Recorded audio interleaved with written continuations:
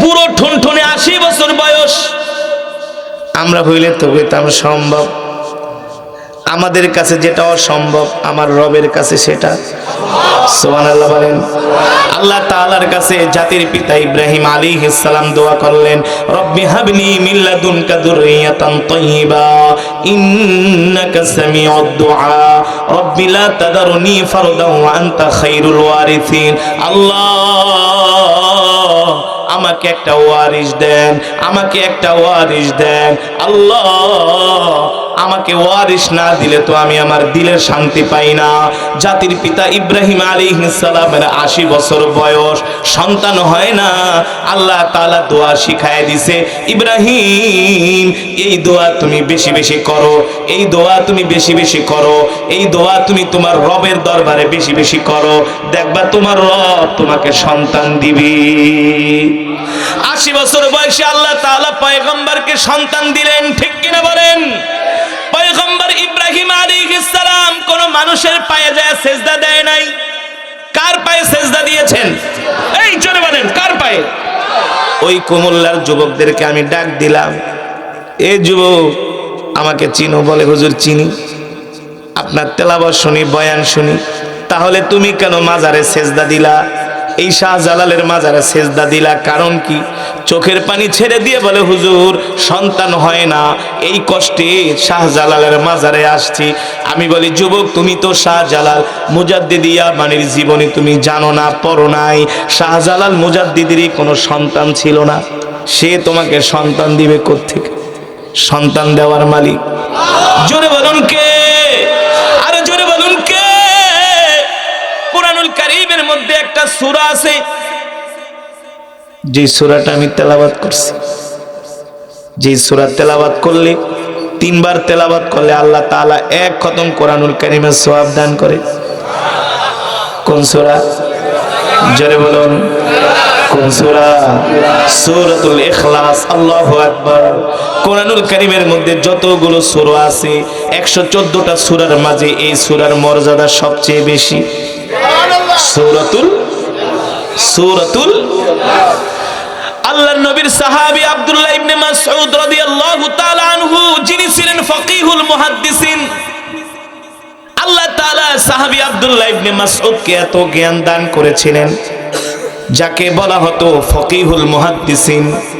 অনেক বড় ফকিহ, অনেক বড় আলেম আব্দুল্লাহ ইবনে মাসউদ রাদিয়াল্লাহু তাআলা আনহু, আল্লাহর নবীর জলিল ও কদর সাহাবী, প্রিয় সাহাবী। আল্লাহর নবী নিজের হাতে একটা মসজিদ বানাইছেন মদিনা শরীফে। যারা হজ করতে গেছেন ওই মসজিদে সবাই নামাজ পড়ছেন। মসজিদের নাম হলো মসজিদে কোবা। নাম কি? ওই মসজিদে যদি কেউ 2 রাকাত নামাজ পড়ে, ঘর থেকে ওযু করে বের হয়ে, আল্লাহ তাআলা তার আমল নামায় একটা উমরার সওয়াব দান করে।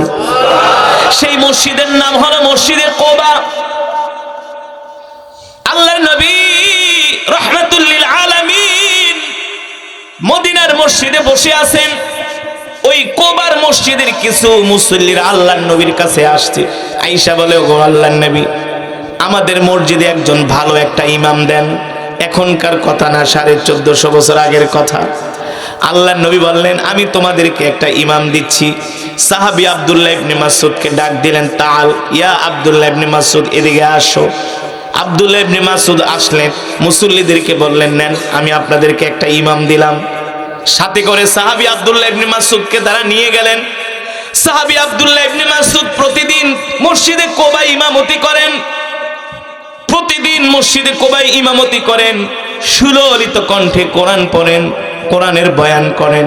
মুসল্লিরা তার কোরআন তেলাওয়াত শুনে অভিভূত হয়ে যায়, আবেগ আপ্লুত হয়ে যায়। কিন্তু সমস্যা হলো প্রতিদিন ইমাম সাহেব ফজরের নামাজের শেষ রাকাতে বেশিরভাগ সময় সূরাতুল ইখলাস তেলাওয়াত করেন। কোন সূরা? সূরাতুল, মাঝে মাঝে প্রায় সময় সূরাতুল ইখলাস তেলাওয়াত করেন। মাঝে মাঝে ইশারের নামাজে, ফজরের নামাজে সূরাতুল ইখলাস শেষ রাকাতে তেলাওয়াত করেন।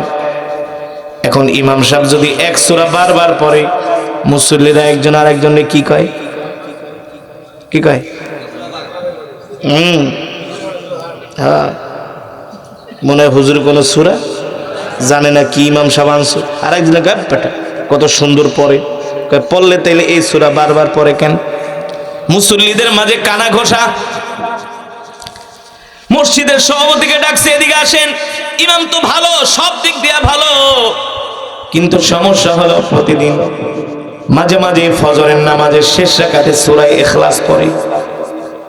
আমরা তার জবানে অন্য সূরা শুনতে চাই, এটা তো আছে, ঘুরিয়ে ফিরিয়ে অন্য সূরাও পড়বে।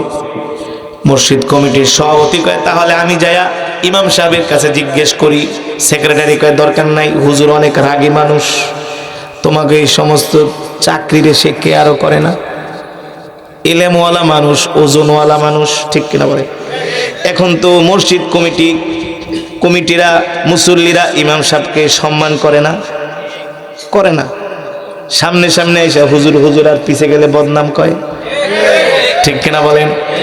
এখন তো বাংলাদেশে একটা ইমামের চাইতে রিক্সাওয়ালার বেতন বেশি, যে তরকারি বেচে তারও বেতন বেশি, যে অটো রিক্সা চালায় তারও বেতন বেশি। এর মানে কি এই জাতির কপাল পুড়ে গেছে? এই বাঙালি জাতির কপালে খারাপই আছে, ঠিক কিনা বলেন? তারা ইমামের বেতন বাড়াইতে চায় না, ইংরেজি পড়ানোর জন্য হাজার হাজার টাকা খরচ করে টিচার রাখে, কথা রাখে কি রাখে না? আর আরবি পড়ানোর জন্য মসজিদের মুয়াজ্জিন রেখে, হুজুর আমার দুইটা ছেলেরে পড়াইবেন? পড়ামু। হুজুর কত লাগবো? কয় 2000 টাকা দিয়েন। কয় হুজুর 2000 না 1000 দিব, আর 6 মাসের বাকি। কি কয় মাসের বাকি? মসজিদের ইমাম সাহেবকে বেতন দেয় 10,000, সর্বোচ্চ 15,000। বর্তমান সময়ে 15,000 টাকা একজন মানুষ চলতে পারে না। ইমামরা যায় যে সভাপতির বাড়িতে যে রাতের বেলা চুরি করেন, এইটাই বেশি। হ্যাঁ, রাতের বেলা যে টাকা পয়সা সব লয়ে হন দরকার, নিজে ঘুমাও এসি রুমে, আর ইমাম সাহেবের মসজিদের ভিতরে একটা রুম বানায় দাও, ফ্যান ঠক ঠক করে আওয়াজ করে, ন্যাশনাল ফ্যানের আওয়াজে ঘুমাইতে পারে না, আর সে এসি ছাইরা ঘুমায়, গাঁজা খায়া আছে কি আছে না, বেনসন সিগারেট খায়, এসির নিচে ঘুমায়। আর তার ইমাম যিনি সমাজের নেতা, সে ন্যাশনাল ফ্যানের নিচে ঘুমায়, সারা রাত ঠক ঠক করে, ঠিক কিনা বলে? ফ্যান কয় ঘুমাইস না, ঘুমাইস না, ঘুমি থেকে উঠা যা। এই হলো আমাদের সমাজের অবস্থা। আমরা কোরআনকে সম্মান করি না, আমরা ইসলামকে সম্মান করি না, দ্বীনকে ভালোবাসি না, ঠিক কিনা বলেন? এই কারণে আমাদের মুসলমানদের কপাল পুড়ে গেছে। আমাদের উচিত ছিল ইমাম হবে আমাদের সমাজের নেতা। ইমাম যদি হক কথা বলে মসজিদের মেম্বারে, ঘুষখোররা তাকে বাঁকা চোখে দেখে। যে চোর চুরি করে, মানুষের টাকা দুর্নীতি করে, সেই ইমাম সাহেবের চাকরি খায়া দেয়, আছে কি আছে না? নিজে ঘরে বউ লাগে পারে না, ইমাম সাহেবের সাথে এসে ঝগড়া করে, কারণ কথা কইলে বউ দিব ঠুয়া, ঠিক কিনা বলেন? পরে ইমাম সাহেব রে আইসা কয়, হুজুর মসজিদ কি ঝাড়ু দেন নাই? হুজুর ঝাড়ু দিব। বেটা তুই ঝাড়ু দিবি, তুই সভাপতি, তুই মসজিদের খাদেম, ঠিক কিনা বলেন? আইসা বাপ দেখায়, জায়গা কিনছে আমার বাপে, মুতাল্লিয়া ছিল দাদা, আর আমি হইলাম সভাপতি, সবই আমার।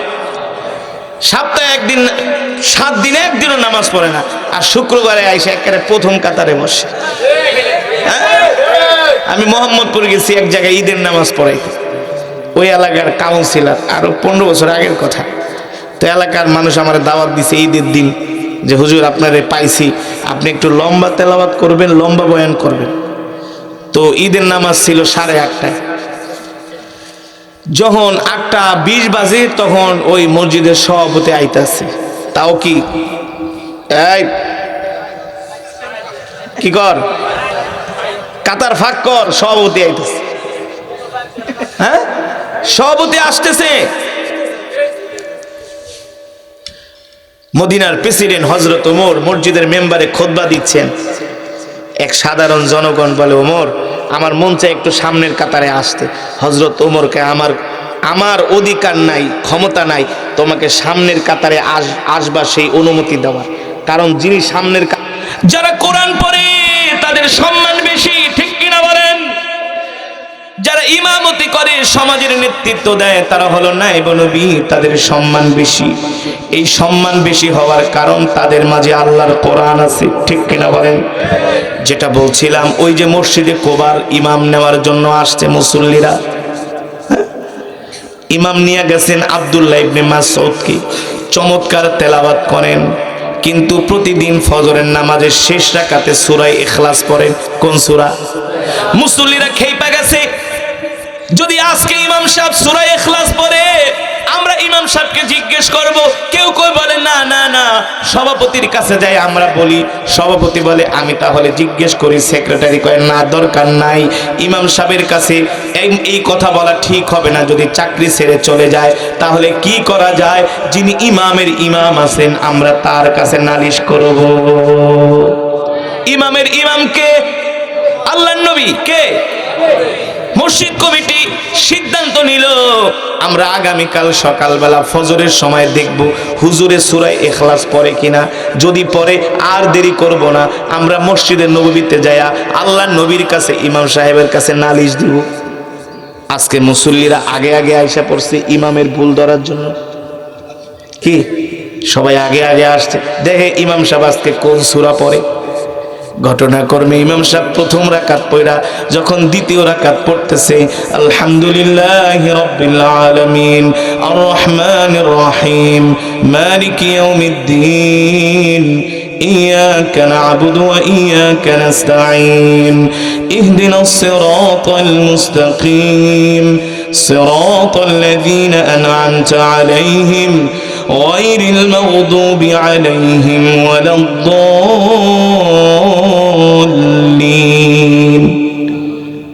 আমিন।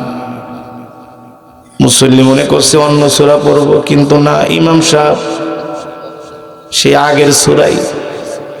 কোন সূরা? সূরাতুল ইখলাস পড়ে নামাজ শেষ করলেন। সভাপতি সেক্রেটারির আর দেরি নাই, চলো নবীজির কাছে যায় নালিশ করব। ফজরের পরে মুসল্লিরা কাতার বেঁধে মসজিদে নববীর দিকে রওনা শুরু করলেন। কুবা থেকে মসজিদে নববীর দূরত্ব হলো 3 কিলোমিটার। কয় কিলোমিটার? আমি অনেকবার আলহামদুলিল্লাহ, আমি এবারও হজের সফরে যায় হেঁটে হেঁটে মসজিদে কুবায় গিয়েছি। আহ, কি যে শান্তি লাগে। যেই মসজিদ আমার নবী নিজের হাত দিয়ে বানিয়েছেন, যেই রাস্তা দিয়ে আমার নবী শত শতবার হেঁটেছেন, মসজিদে নববী থেকে মসজিদে কুবা, যেই রাস্তায় আমার নবীর কদম মোবারক লেগেছে, আল্লাহু আকবার, সেই মসজিদে কুবা। মুসল্লিরা গেলেন আল্লাহর নবীর কাছে নালিশ করার জন্য। ইমাম সাহেব মনে মনে বলে, অনেকদিন হয়ে গেছে আল্লাহর নবীর সাথে সাক্ষাৎ করি না, আমারও মন চাই আজকে নবীজিকে যাই একটু দেখবো, নবীজির সাথে সাক্ষাৎ করবো। আল্লাহু আকবার। ভালো করে খেয়াল করেন কি ঘটনা ঘটতেছে, খেয়াল না করলে বুঝবেন না, ভালো করে খেয়াল করতে হবে। করতেছেন তো? এবার ইমাম সাহেব ফজরের পরে সুবহানাল্লাহ, আলহামদুলিল্লাহ, লা ইলাহা ইল্লাল্লাহু আল্লাহু আকবার 3 তাসবিহ পড়তে পড়তে সেও মসজিদ থেকে বের হয়েছে। মিন মসজিদ ইলা কুবা, মিন মসজিদ কুবা ইলাল মদিনাতুল মুনাওয়ারা মসজিদুন নববী। মসজিদে কুবা থেকে আব্দুল্লাহ ইবনে মাসউদ রাদিয়াল্লাহু তাআলা আনহু মসজিদে নববীতে যাচ্ছেন আল্লাহর নবীর সাথে দেখা করার জন্য। হাঁটতে হাঁটতে হাঁটতে হাঁটতে যখন একেবারে মসজিদে নববীর কাছে চলে গেলেন, আল্লাহর নবী মসজিদে নববীতে মেম্বারের পাশে বসে আছেন, পাশে সাহাবীরা বসে আছেন। আব্দুল্লাহ ইবনে মাসউদ ঢুকতেছেন, ঢোকার সাথে সাথে দেখেন আব্দুল্লাহ ইবনে মাসউদ রাদিয়াল্লাহু তাআলা আনহুর মুসল্লিরা আল্লাহর নবীর সামনে বসা। একেবারে পুরা মসজিদ কমিটির সব নেতা খাতারা আল্লাহর নবীর সামনে বসা। এখন যদি মুসল্লিরা আল্লাহর নবীর সাথে দেখা করতে আসে, ইমাম সাহেবকে তো জানানো, ঠিক না, যে হুজুর চলেন নবীজির সাথে দেখা করে আসি। কিন্তু ইমাম সাহেবকে না জানাই মুসল্লিরা আসছে, কারণ হলো নালিশ করতে, ঠিক কিনা বলেন? একজন মুসল্লি আরেকজনকে ডাক দিয়ে বলে, দেখছো ইমাম সাহেব জানে কেন আমরা আইছি? কেবল কইছিলাম না দরকার নাই, ইমাম সাহেব অনেক বড় আল্লাহর ওলি, ইমাম সাহেব অনেক উঁচু তবকার মানুষ, ঠিক কিনা বলেন? বলছিলাম না মাতবরি করো না। ইমাম সাহেবকে দেখে একজন আরেকজনের জিব্বা কামড় দিয়া কয়, ইমাম সাহেব জানে কেন আমরা আসছি এখানে? সভাপতি ঘুরা দাঁড়ায়, সেক্রেটারি ঘুরা ঘুরা ইমাম সাহেবের দিকে তাকায়, ইমাম সাহেব তাদেরকে দেখা তাকায়। আল্লাহর নবী আব্দুল্লাহ ইবনে মাসউদকে দেখা মুস্কি মুস্কি হাসে আর বলে, তাল তাল তাল, আসো আসো আসো আব্দুল্লাহ ইবনে মাসউদ, আসো আসো আমার কাছে আসো, ইজলিস হুনাক, এখানে বসো। এবার সাহাবীদের মাঝে কাচুমুচু শুরু হয়ে গেছে, একজন আরেকজনের দিকে তাকায়। মুসল্লিরা আয়েশা আল্লাহর নবীর কাছে বিচার দিয়েছে, ওগো নবীজি আপনি আমাদেরকে যে ইমাম দিছেন, অনেক সুন্দর তেলাওয়াত, অনেক সুন্দর বয়ান। আল্লাহ নবী কয় সবই তো প্রশংসা, তাহলে সমস্যা কি? বলে সমস্যা হলো ইমাম সাহেব প্রায় মাঝে মাঝে ফজরের নামাজের শেষ রাকাতে সূরা ইখলাস তেলাওয়াত করি, কিন্তু আমরা ডরে বলতে পারি না, আপনার কাছে এই কারণে নালিশ নিয়ে আসছি। আল্লাহর নবী এই কথা শুনে মুস্কি মুস্কি হাসতেছেন। আল্লাহর নবী মুসল্লিদেরকে বসায়া আব্দুল্লাহ ইবনে মাসউদকে ডাক দিয়ে বলে, ও আব্দুল্লাহ ইবনে মাসউদ, তোমার মুসল্লিরা তোমার নামে আমার কাছে একটা নালিশ করছে। এই কথা শুনে আব্দুল্লাহ ইবনে মাসউদের চোখ দিয়া পানি পড়তেছে। ফিদাকা আবি ওয়া উম্মি ইয়া রাসূলুল্লাহ, ওগো আল্লাহর নবী আপনার জন্য আমার মা বাবা কুরবান হয়ে যাক, আমিও কুরবান হয়ে যাক। আমার নামে এমন কি নালিশ করছে আমার মুসল্লিরা? আল্লাহর নবী বলে, শোনো, তুমি নাকি প্রায় ফজরের নামাজের শেষ রাকাতে ইশারের নামাজে তুমি সূরাতুল ইখলাসের তেলাওয়াত করো, আল্লাহু আকবার। আব্দুল্লাহ ইবনে মাসউদ কান্না করে বলে, আল্লাহর নবী ঠিকই বলেছি, আমি প্রায় মাঝে মাঝে সূরাতুল ইখলাসের তেলাওয়াত করি। আল্লাহর নবী ডাক দিয়া বলে, সাহাবীরে এই সূরা তুমি কেন এত তেলাওয়াত করো? কোরআনুল কারীমের মধ্যে তো আরো সূরা আছে। সাহাবী আব্দুল্লাহ ইবনে মাসউদ বলে, ও আল্লাহর নবী কোরআনুল কারীমের মধ্যে অনেক সূরা আছে, অনেক সূরা আছে, কিন্তু সূরাতুল ইখলাস এমন একটা সূরা যে সূরার মধ্যে আল্লাহ তাআলার সবচেয়ে বেশি প্রশংসা করা হয়েছে। এই কারণে আমি এই সূরাটাকে বেশি ভালোবাসি, আল্লাহু আকবার। আমি মনে মনে ভাবি, যদি আমি আজকে ফজরের পরে মারা যাই তাহলে এই সূরা আমার আর কোনোদিন তেলাওয়াত করা, যদি আমি এশারের পরে মারা যাই এই সূরাটা আমি আর কোনোদিন তেলাওয়াত করতে পারবো না। ওগো নবীজি এই কারণে আমি এই সূরাটাকে এত ভালোবাসি, কারণ এই সূরার মধ্যে আমার রবের সবচেয়ে বেশি গুণ বর্ণনা করা হয়েছে। ঠিক কিনা বলেন? সবচেয়ে বেশি আমার রবের গুণ বর্ণনা করা হয়েছে, আল্লাহু আকবার।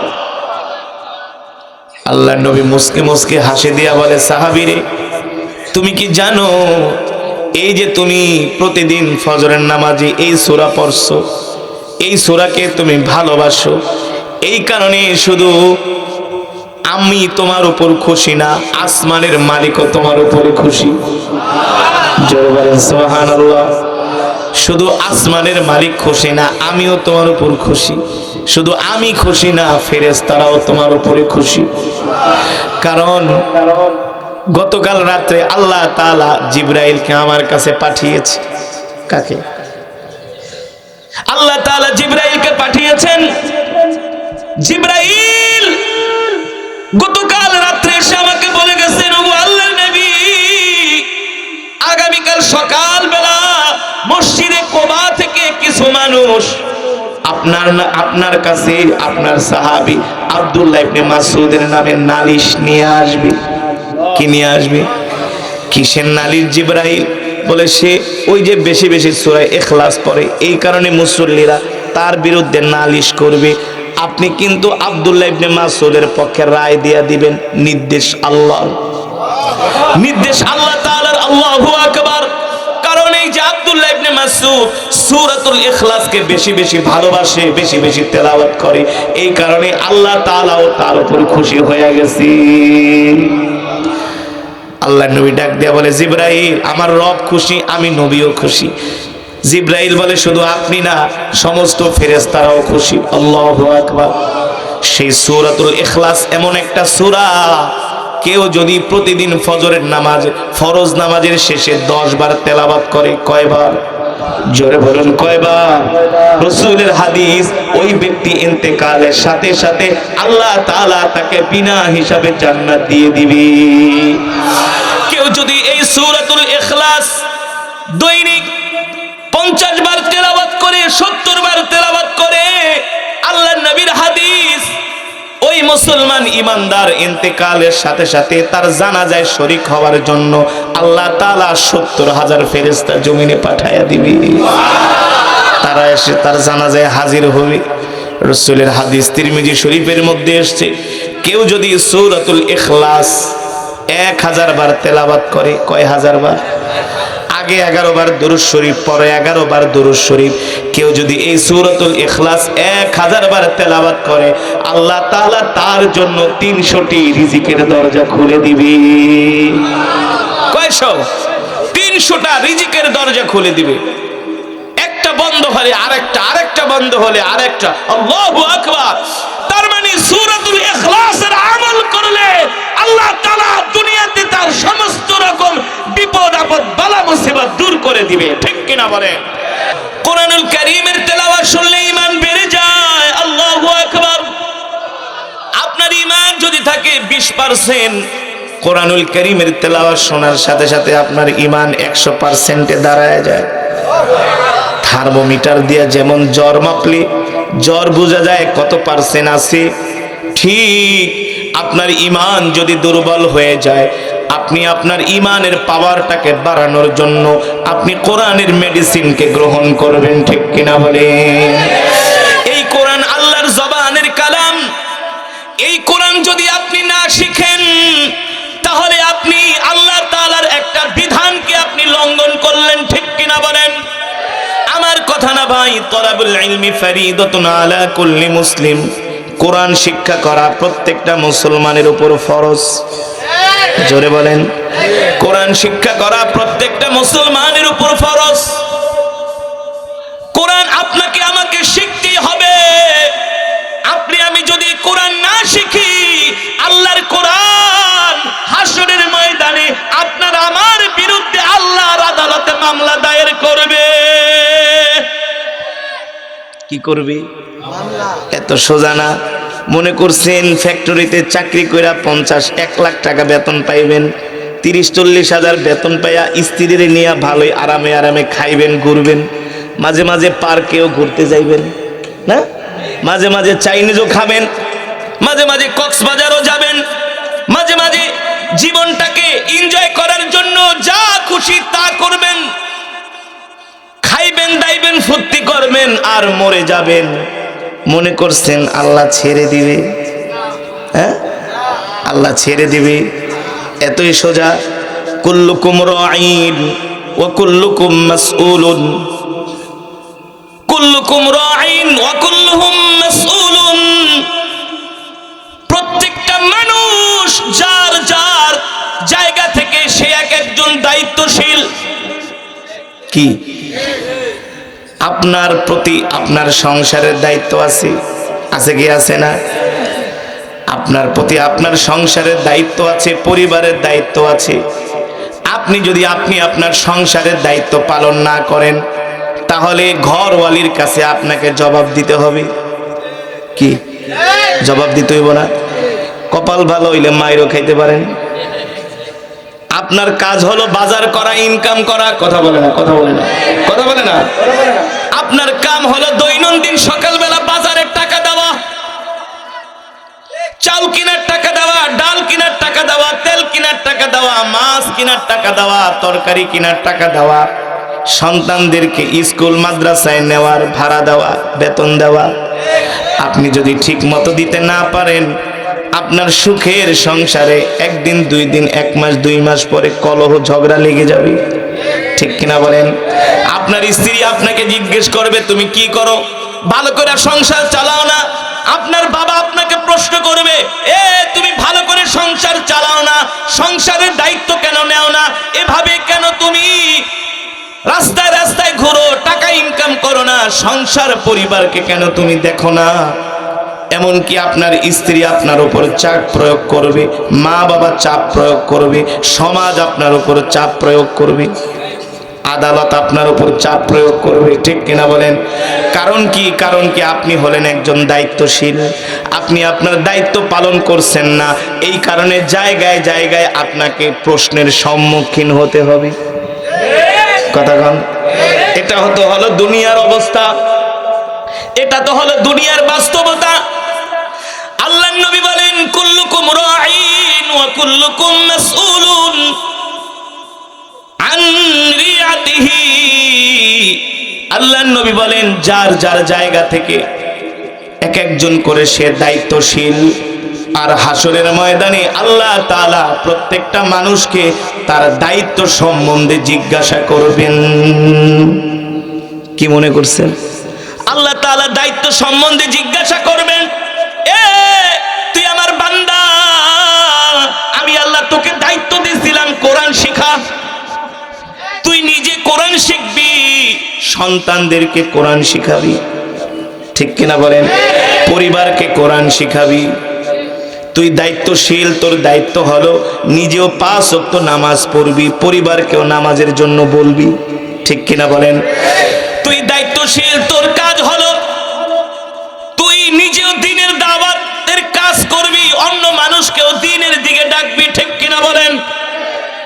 আল্লাহর নবী বলেন প্রত্যেকটা মানুষকে আল্লাহ তাআলার কাছে জবাবদিহি করতে হবে, আর আল্লাহ তাআলার কাছে যাদেরকে আমাদের সকলকে জবাবদিহি করতে হবে, আর প্রশ্নের উত্তর না দেয়া হাসরের ময়দানে আমরা এক কদম সামনে আগাতে পারবো না।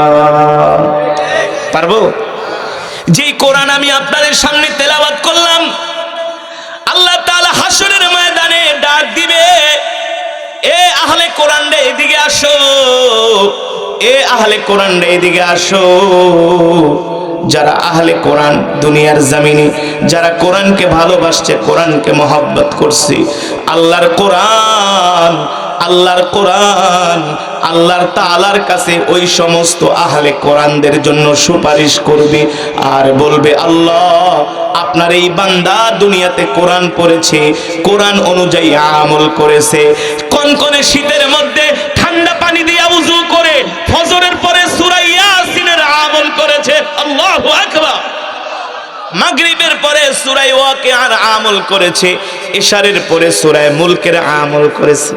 সুবহানাল্লাহ। কোন আমি কোরআন সাক্ষী দিলাম, আল্লাহ আপনি তাকে জান্নাত দিয়ে দেন। আর আস্তে কোন সুবহানাল্লাহ। আল্লাহ তাআলা বলবে আমি জান্নাত দিব না। কোরআনুল কারীমের একটা সূরা আছে সূরাতুল মুলক। কোন সূরা? জোরে বলেন কোন সূরা? তাফসীরের মধ্যে এসেছে আল্লাহ তাআলা দেখবে তার কোরআন তার বান্দার জন্য কেমন করে সুপারিশ করে।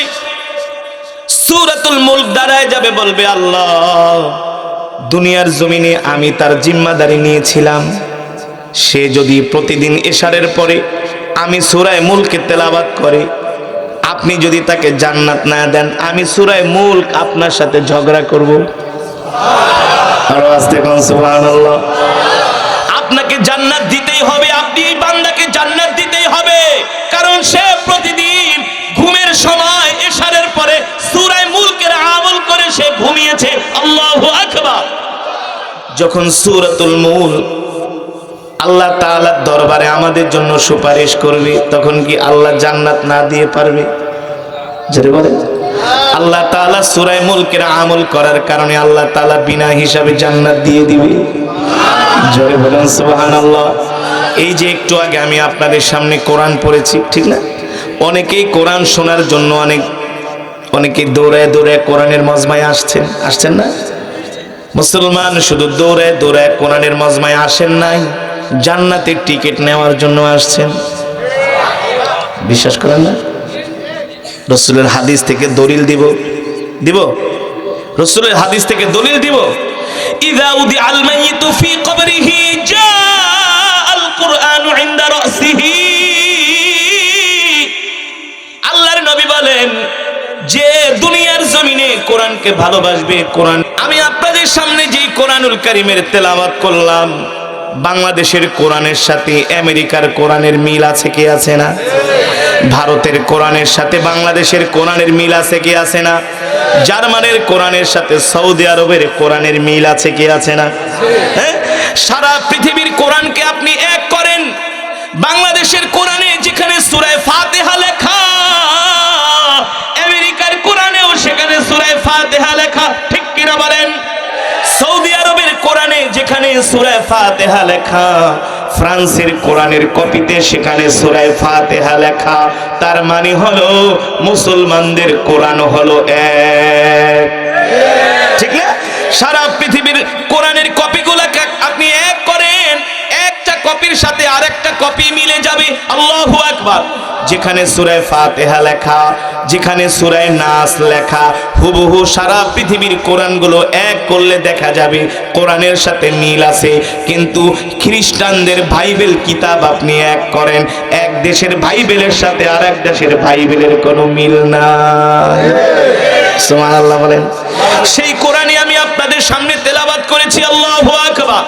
এই কোরআন হলো সর্বরোগের মহা ঔষধ। وَنُنَزِّلُ مِنَ الْقُرْآنِ مَا هُوَ شِفَاءٌ وَرَحْمَةٌ لِّلْمُؤْمِنِينَ وَلَا يَزِيدُ الظَّالِمِينَ إِلَّا خَسَارًا। আল্লাহ তাআলা আপনার আমার নবীর উপরে কোরআন নাজিল করেছেন আমাদের মুক্তির জন্য, শিফার জন্য। সুবহানাল্লাহ বলেন। কোরআন হলো আমাদের জন্য ঔষধ, কোরআন হলো আমাদের জন্য মেডিসিন। সুবহানাল্লাহ বলেন। কোরআন আমাদের জন্য কি? ঔষধ। কোরআন হলো আমাদের জন্য মেডিসিন। আল্লাহু আকবার। চেচনিয়া, হার্জেগোভিনা, তুরস্কে অনেক বড় বড় আলেম আছে যারা কোরআন দিয়া চিকিৎসা করে। একজন মানুষ কথা বলতে পারে না, আর কাছে নিয়ে আসে, সে কোরআনুল কারীমের এই আয়াত وَنُنَزِّلُ مِنَ الْقُرْآنِ مَا هُوَ شِفَاءٌ وَرَحْمَةٌ لِّلْمُؤْمِنِينَ وَلَا يَزِيدُ الظَّالِمِينَ إِلَّا خَسَارًا। এই আয়াতটা 7 বার পড়া ফু দেয়। একজন বোবার মুখে কথা বলতে পারে না, 7 বার ফু দেওয়ার সাথে সাথে তার জবান দিয়ে কথা বের হয়ে যায়। কিন্তু সেই আমলদার তো হতে হবে, ঠিক না? আল্লাহ তাআলার উপর ইয়াকিন থাকতে হবে, বিশ্বাস থাকতে হবে। কোরআনই হলো সর্বরোগের মহা ঔষধ। আল্লাহু আকবার। আজকে আমরা ডিপ্রেশনে ভুগি, মনের অশান্তিতে ভুগি, ঠিক না? ঘরে শান্তি নাই, পরিবারে শান্তি নাই, মনে শান্তি নাই, পকেটে টাকা নাই, চাকরি নাই, ব্যবসায় উন্নতি নাই। আমরা হতাশ হয়ে যাই। আমরা অমুক মাজারে যাই, অমুক পীরের কাছে যাই, যাইয়া বলি বাবারে আমাকে একটা সন্তান দেন। আছে না? সিলেটে একটা মাজার আছে। কি মাজার? নাম কি? আমি সবচেয়ে বেশি সিলেটে প্রোগ্রাম করি। সিলেটের মানুষ আমাকে সবচেয়ে বেশি ভালোবাসে, কারণ সিলেট হলো বাংলাদেশের আধ্যাত্মিক রাজধানী। সিলেটের মানুষ অসম্ভব ধর্মপরায়ণ। তো সিলেটে আমি প্রচুর প্রোগ্রাম করি। যখন সিলেটে যাই, সিলেটে যে আমি গেলেই হযরত শাহজালাল মুজাদ্দিদি রহমাতুল্লাহি আলাইহির মাকবারায় যাই, কারণ তিনি আল্লাহর ওলি, কোনো সন্দেহ নাই। হ্যাঁ, কিন্তু বর্তমানে সেই মাজার নিয়ে কিছু কুচক্রী মহল তারা ব্যবসা করতেছে। কিছু মানুষ ওই মাজারে যায় সেজদা করে। আছে কি আছে না? মাজারে সেজদা করা হারাম, কোন পীরের পায়ে সেজদা করা হারাম। কথা বলে, যে আল্লাহ ছাড়া কারো পায়ে সেজদা করবে তার ঈমান থাকবে না। কারণ আল্লাহ তাআলা 3.5 আঙ্গুলের যে কপাল দিয়েছেন, এই কপালের মালিক, এই কপালের মালিক দুনিয়ার কোনো মানুষ না। আল্লাহ তাআলা বলে তোমরা যদি এই কপাল দিয়ে আমাকে সেজদা না দিয়া কোন মানুষের পায়ে সেজদা দাও, তাহলে তোমরা আমার সাথে শিরক করলা, ঠিক কিনা বলেন? ইন্না শিরকা লা যুলমুন আযীম। আর শিরককারীরা জান্নাতে যাবে না। আল্লাহ সব গুনাহ maaf করবে, কিন্তু শিরকের গুনাহ, যেটা বলছিলাম, শাহজালালের বাজারে গিয়েছি রাত 2টা বাজে, ওয়াজ শেষ করে 4 রাকাত তাহাজ্জুদ পড়ব, আবার ঢাকায় ফিরে আসব। দেখি অনেক যুবকরা যায়া হযরত শাহজালালের মাজারে যায় একেবারে সেজদায় পড়ে আছে, সেজদা দিয়ে কাঁদতেছে। আমি ডাক দিলাম এদিকে আসো। কোত্থেকে আসছো? বলে হুজুর কুমিল্লা থেকে। কুমিল্লা থেকে আসছো, ভালো কথা। কেন আসছো? বলে হুজুর আমার সন্তান হয় না। হুজুর অনেক ডাক্তার কবিরাজ দেখাইছি, কোনো লাভ হয় না। আসলে যাদের সন্তান না হয় তারা জানে মনের মধ্যে কত কষ্ট, ঠিক না? কিন্তু আল্লাহ তাআলা সন্তান হওয়ার জন্য কোরআনে দোয়া শিখাইয়া দিছে, রব্বি হাবলি মিন লাদুনকা যুররিয়াতান তাইয়্যিবা ইন্নাকা সামিউদ দুআ। রব, আপনি আমাকে নেককার সন্তান দান করেন। আমাদের জাতির পিতা ইব্রাহিম আলাইহিস সালাম 80 বছর বয়সে আল্লাহ তাকে একটা পুত্র সন্তান দিলেন, নাম ওয়াইদ ক্বালা ইব্রাহিম রব্বি ইজআল হাযাল বালাদা আমিনাও ওয়াজনুবনি ওয়া বানিয়া আন না'বুদাল আসনাম।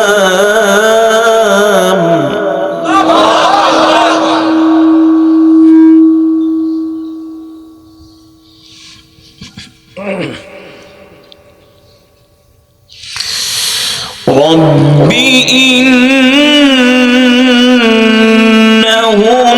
إنهن أضللن كثيرا من الناس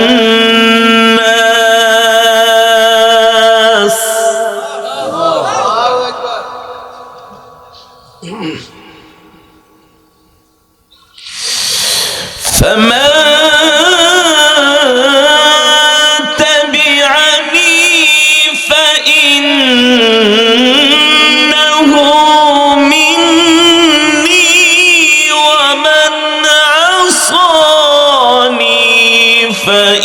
فإنك غفور رحيم.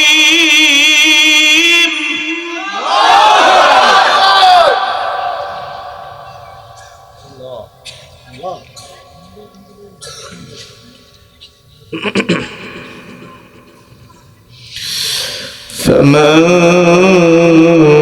تبعني فإنه مني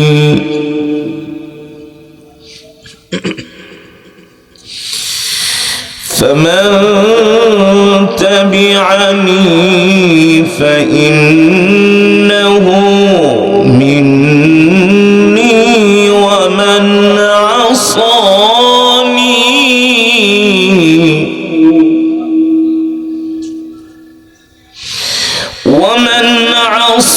عصاني فإنك غفور رحيم.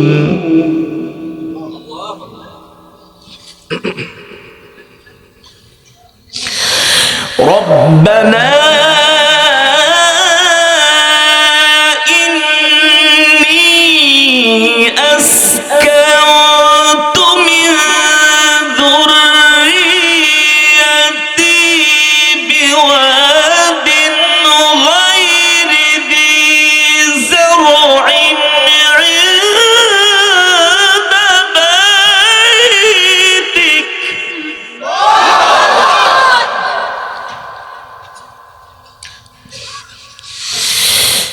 بواد غير ذي زرع عند بيتك المحرم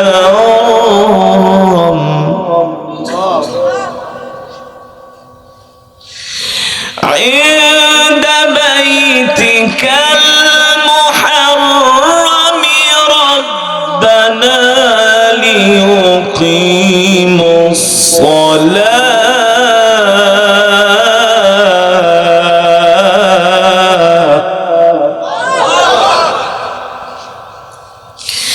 ربنا ليقيموا الصلاة فاجعل أفئدة من الناس تهوي إليهم وارزقهم من الثمرات.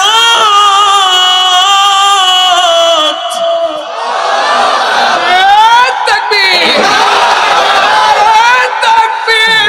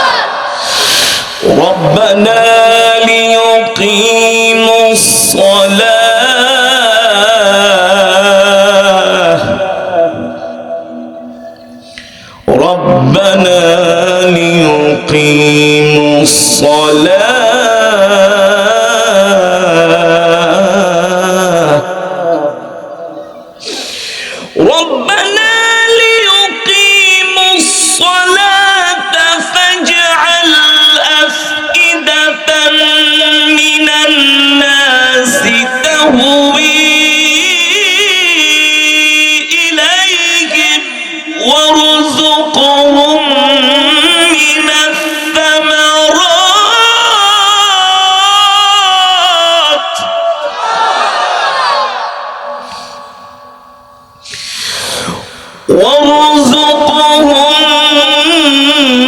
من الثمرات لعلهم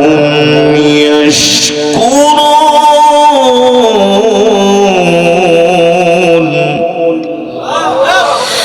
وارزقهم من الثمرات لعلهم يشكرون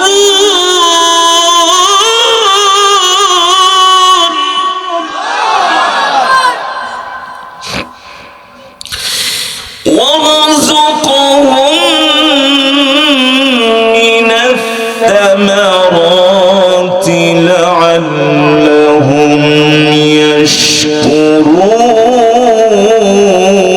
يشكرون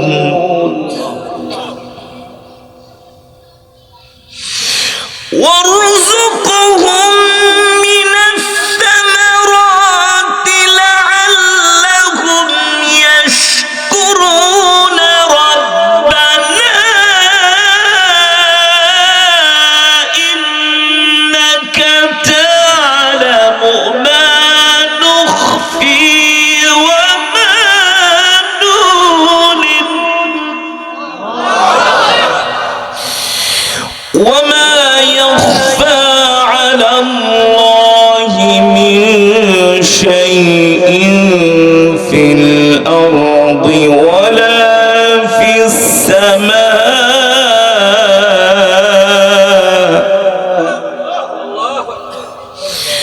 الحمد لله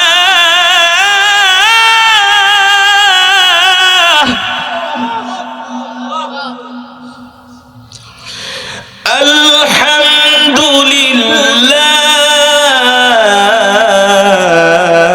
لله الحمد لله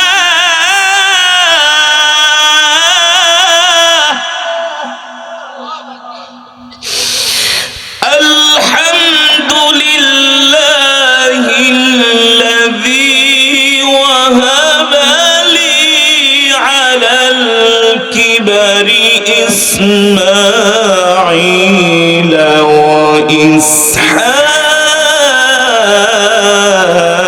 وإسحاق إن ربي لسميع الدعاء إن ربي لسميع الدعاء إن ربي لسميع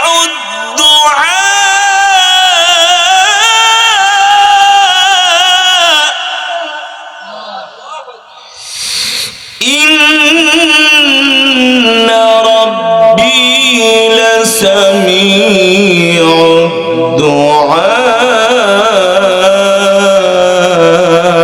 الدعاء رب اجعلني مقيم الصلاة ومن ذريتي ربنا وتقبل دعاء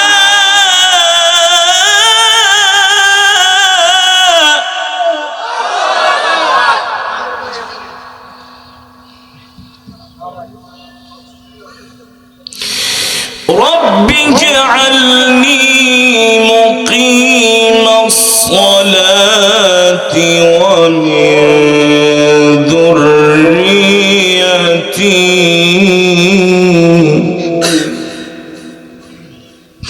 ربنا وتقبل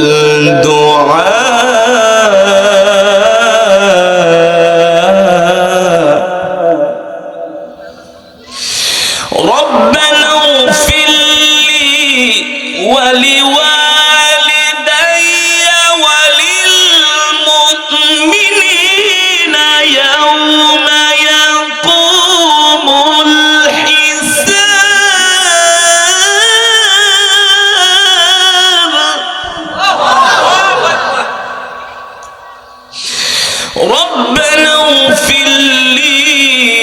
ولوالدي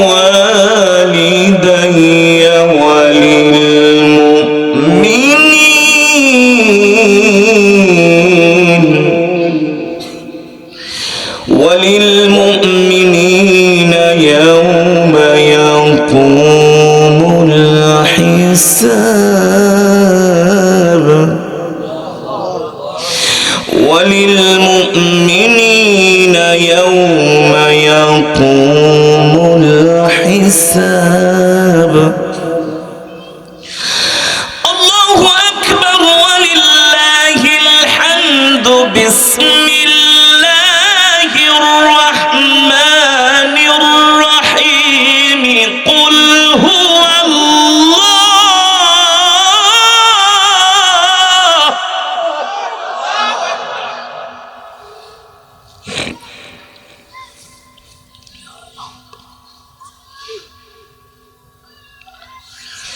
بسم الله الرحمن الرحيم قل هو الله أحد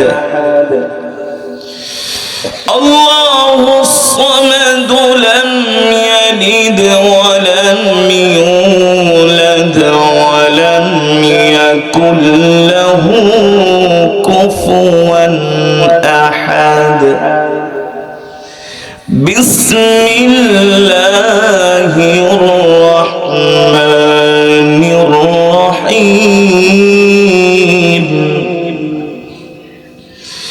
بسم الله الرحمن الرحيم قل هو الله قل هو الله أحد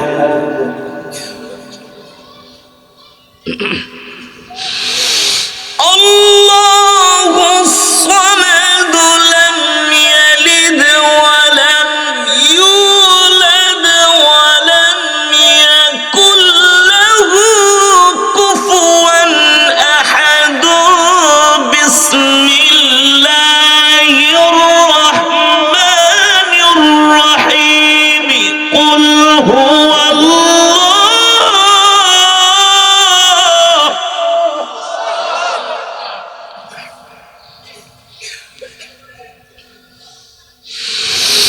بسم الله الرحمن الرحيم قل هو الله أحد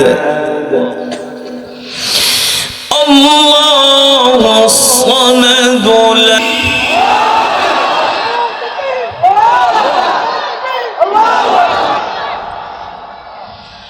وقال لهم خزنتها